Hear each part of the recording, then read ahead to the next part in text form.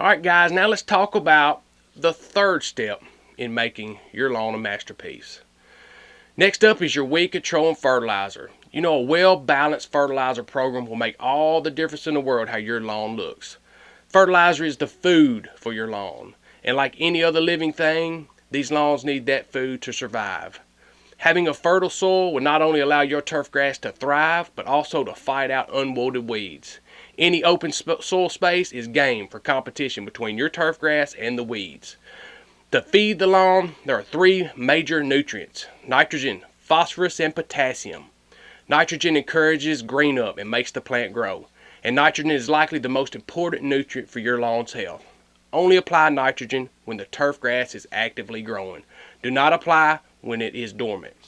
The second nutrient is phosphorus. Phosphorus really helps in seed germination and helps the plant fight off turf diseases. Third, potassium. Potassium is a super important nutrient that actually helps to strengthen the cell wall of the roots. It also helps the plant defend against heat stress, cold hardiness, and other turf diseases.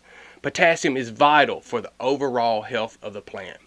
A well-fed lawn is thick and healthy, and the best weed defense is a good, healthy stand of grass. Feed the beast. So next up is your weed control. The best time to control a weed is before it germinates with a pre-emergent. You have to apply this to the soil before soil temperatures reach a certain degrees. Weeds germinate at different times throughout the year, but primarily in the spring and in the fall. That's why spring and fall pre-emergents are the core foundation to a solid weed management strategy. Even though pre-emergents prevent weeds from germinating, they don't get them all. That's why it's important to be able to use what's called a post-emergent application. A post-emergent application is for weeds that have already germinated and they're up and active.